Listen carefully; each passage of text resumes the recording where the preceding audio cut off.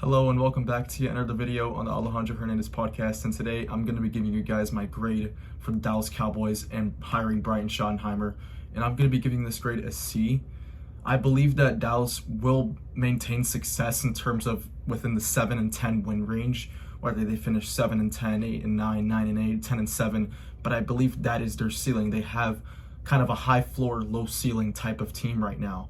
And I believe if you're a Cowboys fan, that's got to be like the most painful situation to be in, because you're not bad enough to the point where you're going to be in rebuild mode, but you're also not good enough to be contenders in the NFC. With such a stacked conference, they have to deal with San Francisco, the Rams, the Buccaneers, the Packers, Lions, Vikings, and their own division, Philadelphia, Washington. They have so many contending teams around them with young rosters, young and way better, more talented rosters around them in the NFC. And Dallas is such a weaker, talented team compared to all those other contending teams in the NFC. However, they're going to be good enough where they can win 8 to 9 games and still not be high enough to select a pick in the top 10. And especially this year, they're selecting 12th overall. So although they missed Dak for more than half of the season, they still ended up picking 12th overall, still ended up winning 7 games, even with a backup quarterback. So they're kind of stuck in this level of mediocrity. And it's shown once again with this hire. Mike McCarthy, obviously, it was his time to go. He had long gone past his tenure. He had won 12 straight games in 3 straight seasons, won 12 games in 3 straight seasons, and didn't even manage to muster up.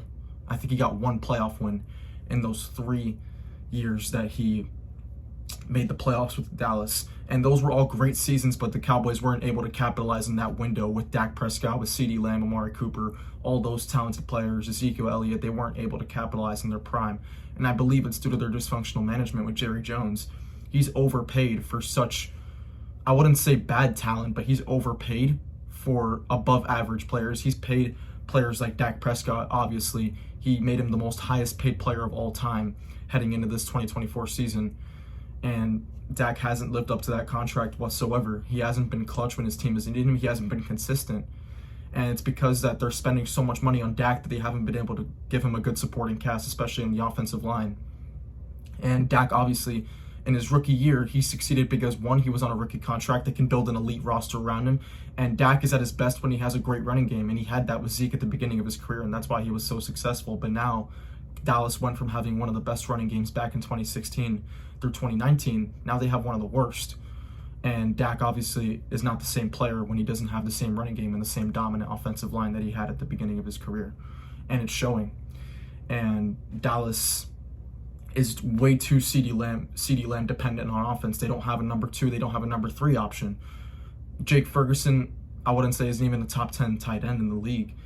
The talent surrounding Dak Prescott is just so poor apart from CeeDee Lamb, and now they're paying CeeDee Lamb top money. They're paying CeeDee Lamb $33 million a year, and on top of that, they have Micah Parsons' contract coming up, so they're going to have to break the bank if they want to keep him. So Dallas is just in a very tough situation right now, and like I said, just their lack of talent, they won't be able to compete in the NFC, but they also won't be bad enough where they'll only win 5 or 6 games. Their floor is at least 7 games, and heading into the offseason, they only have 5 draft picks. And that's due in large part to some of the trades that Jerry Jones made. He traded a 4th round pick for his last name is Mingo, Jonathan Mingo. He traded a 4th round pick for Jonathan Mingo, and Devontae Adams and DeAndre Hopkins went for less than that. So just some of the decisions that Jerry Jones has made as the general manager of the team has just been outrageous. So now Dallas is without a 4th round pick, trading for a 4th or 5th wide receiver on the depth chart in Jonathan Mingo. And they rank 26th in cap space with only $12 million. Obviously, they're breaking the bank to pay Dak Prescott, CeeDee Lamb, some of the players in the offensive line, defensive line. DeMarcus Lawrence, who's very injury prone, is now under contract for a long time. They have to bring back Trayvon Diggs under contract. So it's just a really tough situation for Dallas to be in. And this hire, Brian Schottenheimer, is poor in my opinion, because I believe out of the 7 hires that have been made, he was the least qualified. The highest position he's been at has been at offensive coordinator throughout his 11-year, I believe it's been longer. He's been coaching for a long time, yet his highest level of operation has been as an offensive coordinator, and it was for Dallas these past 2 seasons. And I don't believe he commands the respect of a locker room the same way that Mike McCarthy did.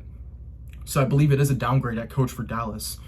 And I don't really see what the vision is for Jerry Jones in going forward on whether he wants to win football games, whether he wants to be a competitive team. I just don't see it. And yeah, Dallas is in a very tough spot. They don't have the cap space to bring in talent in free agency. And Jerry Jones has never been a guy to bring in talent from free agency. He's always wanted to build through the draft. Well, Dallas only has 5 picks. So they can't address all their needs just in the first round. They only have the 12th pick.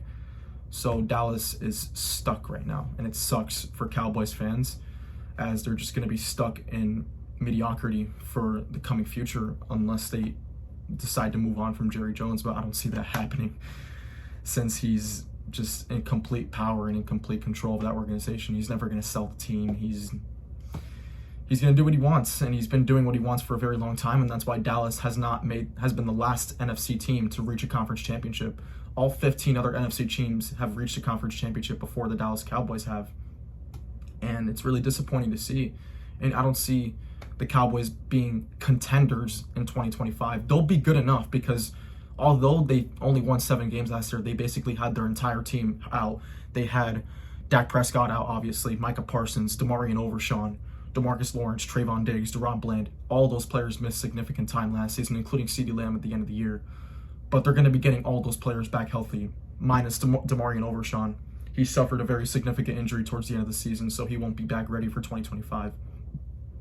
But Dallas will be getting majority of their top players back, so they will be competitive in 2025. However, they won't be good enough to be contenders, or I think their ceiling is probably a first-round exit in the playoffs. And I don't see that changing for a long time because they're going to have Dak Prescott under that lucrative contract for the coming years going forward. So it's a tough spot to be in for Dallas, and that's why I'm grading this a C. I can't grade it lower than a C because they're still going to be able to win at least 7 games heading into 2025. So it's not a horrible hire, but it's not an encouraging one either because Dallas is stuck in mediocrity. And that is it for this video. I'll be releasing my Pete Carrol Las Vegas Raiders video tomorrow. And until then, I'll see you guys next time.